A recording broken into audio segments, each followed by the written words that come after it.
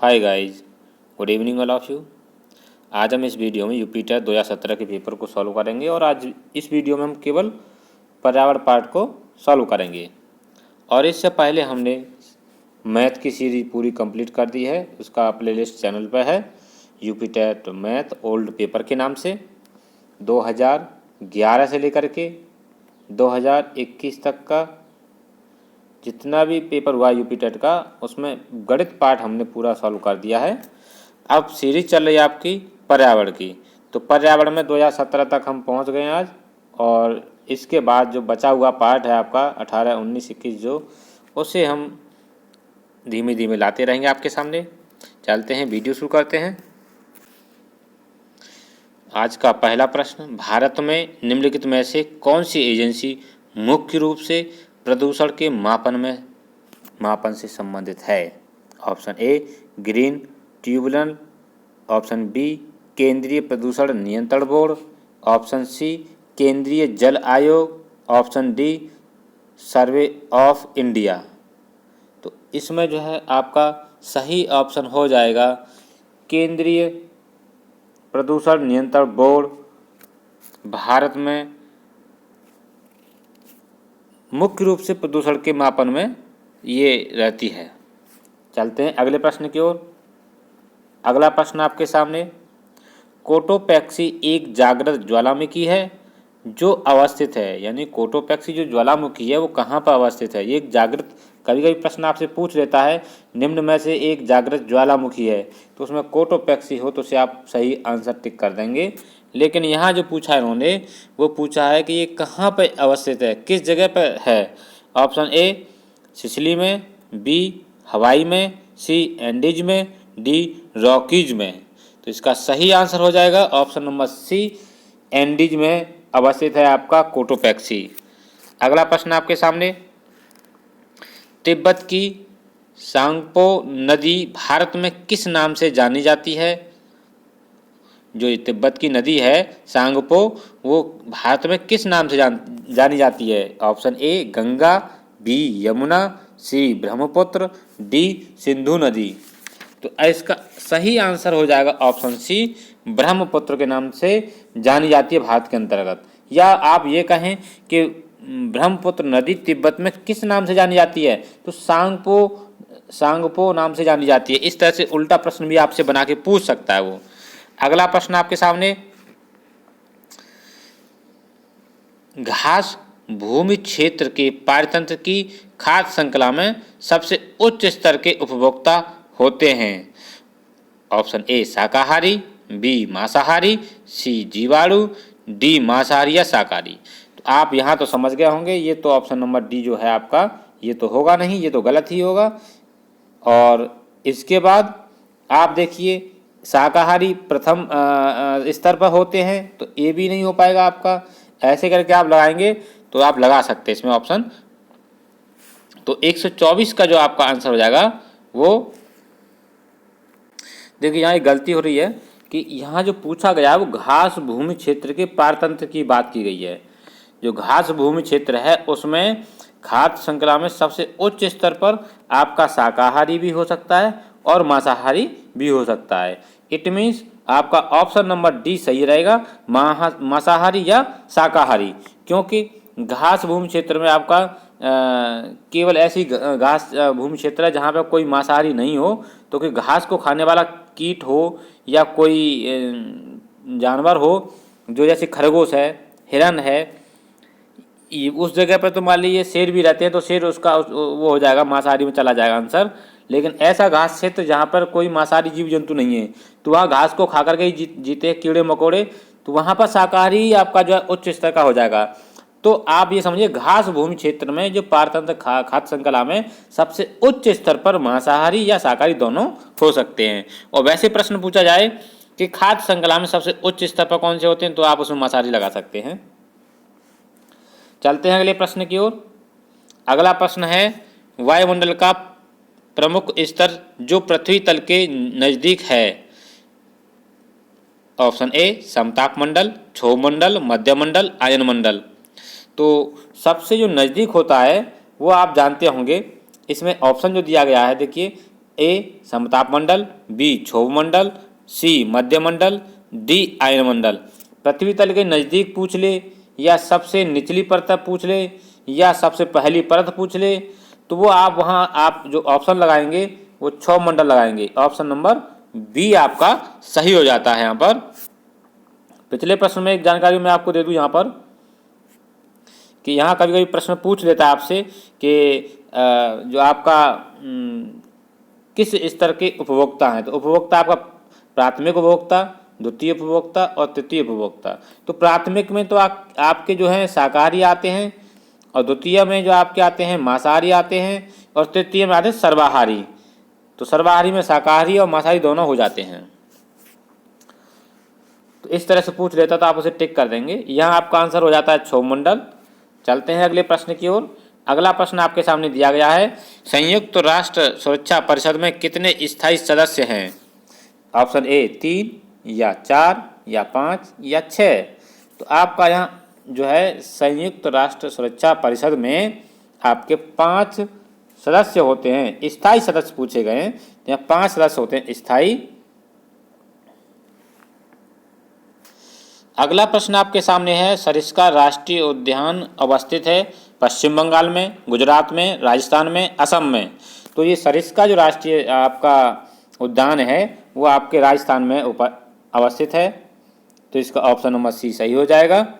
चलते हैं अगले प्रश्न की ओर। अगला प्रश्न आपके सामने, पारिस्थितिकी तंत्र में ऊर्जा का मुख्य स्रोत है ATP, Surya Prakash, DNA, RNA.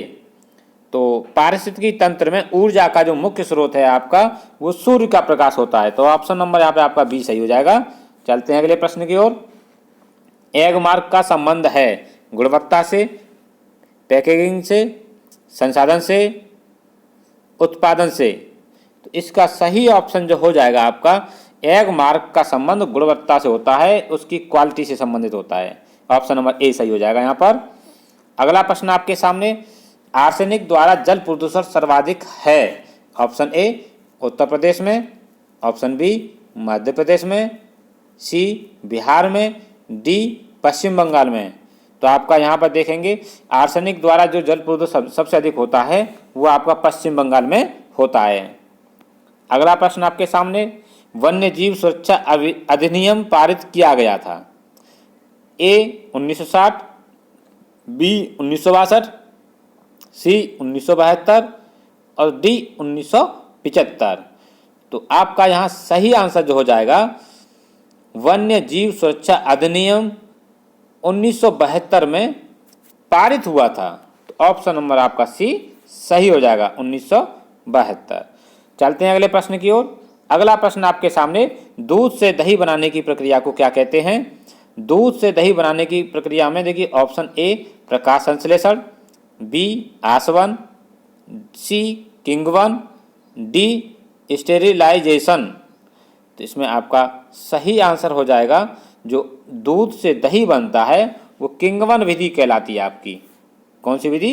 किंगवन। तो ऑप्शन नंबर सी सही हो जाएगा यहाँ पर।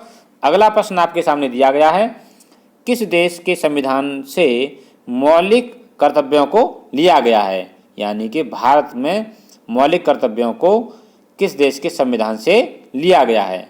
Option A Germany, option B United Kingdom, option C USA, option D USSR. तो यहाँ आपको जो दिया गया है ऑप्शन नंबर डी यूएसएसआर, ये ऑप्शन आपका यहाँ पर सही हो जाएगा। और ये पूछ लिया जाए मौलिक कर्तव्यों को किसकी सिफारिश पर जोड़ा गया था, तो यहाँ पर आप जो ऑप्शन आता है आपका स्वर्ण सिंह समिति, उसे आप लाएंगे कि इसकी सिफारिशों पर के आधार पर 42वें संविधान संशोधन में इनको जो है अनुच्छेद 51 क में जोड़ा गया है।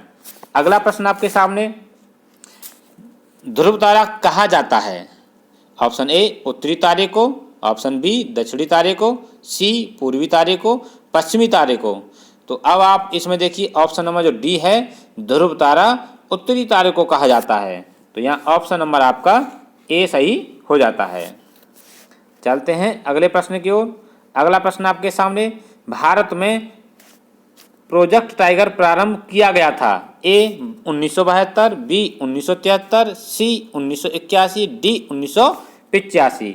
तो आपकी जो है बाघ परियोजना या मान लो प्रोजेक्ट टाइगर है वो आपकी 1973 में हुई थी। तो आपका ऑप्शन नंबर बी सही हो जाता है यहाँ पर।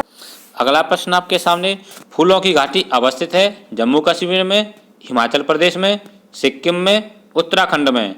तो आप सभी जानते हैं फूलों की घाटी उत्तराखंड में अवस्थित है। ऑप्शन नंबर डी यहाँ पर सही हो जाता है। चलते हैं अगले प्रश्न की ओर। अगला प्रश्न आपके सामने, एक वयस्क मानव में कुल अस्थियों की संख्या कितनी होती है? ए 305, बी 275, सी 206, डी 175। तो यहाँ आप देख रहे हैं एक वयस्क जो मनुष्य होता है उसमें 206 अस्थियां होती हैं। ऑप्शन नंबर सी सही हो जाएगा यहाँ पर। चलते हैं अगले प्रश्न की ओर। ग्रीन पीस इंटरनेशनल का मुख्यालय अवस्थित है? ऑप्शन ए न्यूयॉर्क में, बी सिडनी में, सी एम्स्टर्डम में, नागासाकी में। तो यहाँ आपका ऑप्शन नंबर सही हो जाता है 138 का आपका सी, ग्रीन पीस इंटरनेशनल का जो मुख्यालय है वो एम्स्टर्डम में है। एम्स्टर्डम में आपका जो है ग्रीन पीस इंटरनेशनल का मुख्यालय अवस्थित है। चलते हैं अगले प्रश्न की ओर। अगला प्रश्न आपके सामने, प्रकाश संश्लेषण के प्रकाशीय चरण के दौरान किसका ऑक्सीकरण एवं किसका अपचयन होता है? ए जल NADP, बी NADPPH2, CO2 या CO2 और जल या CO2 और NADPPH2। इसका सही आंसर हो जाएगा ऑप्शन नंबर ए जल और NADP का। यानी कि प्रकाश संश्लेषण के चरण में जल का तो ऑक्सीकरण होता है और NADP का अपचयन होता है। तो ऑप्शन नंबर आपका यहाँ सही हो जाता है ए। चलते हैं अगले प्रश्न की ओर। अगला प्रश्न आपके सामने, LPG के संदर्भ में क्या सत्य नहीं है? यह एक अच्छा ईंधन है, या यह एक उच्च ऊष्मीयमान का है, यह नीले ज्वाला से जलने वाला है, या यह मीथेन उत्सर्जन करने वाला है। तो आप यहाँ देख रहे होंगे कि यह एक अच्छा ईंधन है, ये सही बात है। यह उच्च ऊष्मीय मान का है, ये भी सही बात है। यह नीली ज्वाला के साथ जलता है, हाँ ये नीली ज्वाला के साथ जलता है। लेकिन यह मीथेन उत्सर्जन करने वाला नहीं है, क्योंकि मीथेन एक प्रदूषक है आपका वायुमंडल के लिए। जो ग्लोबल वार्मिंग में गैस होती है वो मीथेन साथ में होती है ना, तो उसको बढ़ावा देने वाली ये गैस नहीं है, इसलिए इसे अच्छा ईंधन माना गया है। तो कौन सा सत्य नहीं है? तो आप यहाँ आंसर जो लगाएंगे आपका, यह मीथेन उत्सर्जन करने वाला है। तो ये आप ऑप्शन यहाँ पर गलत है, ये सही नहीं है। आपको सही नहीं है वो चूज करना है। तो ऑप्शन नंबर डी सही हो जाएगा यहाँ पर। चलते हैं अगले प्रश्न की ओर। द ओरिजिन ऑफ स्पीसीज, प्रजातियों की उत्पत्ति एक रचना है। यानी कि ये किसने लिखी है? ये किताब है, ये अरस्तु की है, चार्ल्स डार्विन की है, मेंडल की है, या रॉबर्ट हुक की है। तो यहाँ आप ऑप्शन नंबर बी सही हो जाएगा आपका, ये चार्ल्स डार्विन की है, चार्ल्स डार्विन की है। चलते हैं अगले प्रश्न की ओर। अगला प्रश्न आपके सामने, मकर रेखा है 23/1/2 या 23/1/2 n या 23/1/2 s या 23/s, 23 डिग्री s। तो यहां आपका सही आंसर हो जाएगा option number C, option number C सही हो जाएगा यहां पर, ये वाला। क्योंकि देखिए यहां पर भी यही आंसर दिया है, लेकिन यहां पे एस नहीं लिखा उन्होंने, इसलिए ये गलत है। तो आपका जहां ऑप्शन नंबर सी सही हो जाएगा। मकर रेखा 23/1/2 डिग्री एस पर है। अगला प्रश्न आपके सामने, अंतर्राष्ट्रीय न्यायालय का मुख्यालय अवस्थित है जिनेवा में, हेग में, न्यूयॉर्क में, पेरिस में। जो अंतर्राष्ट्रीय न्यायालय है उसका जो आपका मुख्यालय है वो हेग में है। ऑप्शन नंबर बी सही हो जाता है यहाँ पर, हेग। अगला प्रश्न आपके सामने, संविधान सभा के राष्ट्रीय गान को अपनाया गया। जो राष्ट्रीय गान है संविधान सभा का, उसे कब अपनाया गया था? तो आपका जो है जो संविधान लागू हुआ था 1950 में, उससे 2 दिन पहले ये लागू किया गया था। उसी दिन आपके जो डॉक्टर राजेंद्र प्रसाद हैं उनको राष्ट्रपति बनाया गया था 24 जनवरी 1950 को। ऑप्शन नंबर बी सही हो जाएगा यहाँ पर। अगला प्रश्न आपके सामने, पुष्कर मेला कहाँ आयोजित किया जाता है? जयपुर में, उदयपुर में, जोधपुर में, अजमेर में। तो यहाँ सही आंसर हो जाएगा पुष्कर मेला अजमेर में लगाया जाता है। अगला प्रश्न आपके सामने, निम्नलिखित पराबैंगनी किरणों में से कौन सा अधिक हानिकारक है? ए अल्ट्रावायलेट ए, बी ऑप्शन में दिया गया है अल्ट्रावायलेट बी, और सी में दिया गया अल्ट्रावायलेट सी। ये उपरोक्त में से कोई नहीं। तो इसका सही आंसर हो जाता है अल्ट्रावायलेट सी किरणें जो होती हैं वो घातक होती हैं या हानिकारक होती हैं। चलते हैं अगले प्रश्न की ओर। अगला प्रश्न, निम्नलिखित में से कौन सा जैवमंडल का अजैविक घटक नहीं है?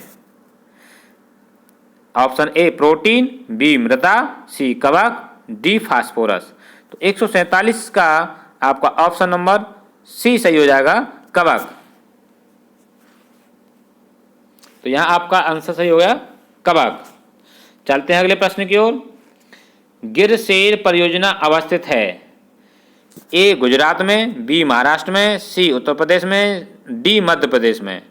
तो सही आंसर हो जाएगा गुजरात जो है आपका यहाँ सही हो जाएगा। गिरसेर परियोजना गुजरात शहर में, गुजरात में है, राज्य में। अगला प्रश्न आपके सामने, WWF से आशय है? A world wide fund, world war for fund, world wildlife fund, या वर्ल्ड ब्रांच फंड। तो यहाँ आपका सही आंसर हो जाएगा A world wide fund. Option number A सही हो जाएगा आपका यहाँ पर। चलते हैं अगले प्रश्न की ओर, और इस वीडियो का अंतिम प्रश्न है, गंगा नदी निकलती है, इसका आपको आंसर देना है। देखिए, ए अरावली श्रेणी से, बी लद्दाख ग्लेशियर से, सी गंगोत्री ग्लेशियर से, या मिलाप ग्लेशियर से। यहाँ आपका सही आंसर हो जाएगा गंगोत्री से निकलती है, गंगोत्री ग्लेशियर से। तो ऑप्शन नंबर आपका सी यहाँ पर सही हो जाएगा, गंगा नदी गंगोत्री ग्लेशियर से निकलती है। वीडियो अच्छा लगा हो तो वीडियो को लाइक अवश्य करें और अपने मित्रों को शेयर कर दीजिए। यदि आपने हमारा चैनल सब्सक्राइब नहीं किया है तो चैनल को सब्सक्राइब जरूर कर लीजिए, जिससे आने वाली वीडियो का नोटिफिकेशन मिल जाए। मिलते हैं अगली वीडियो में। Thanks for watching this video.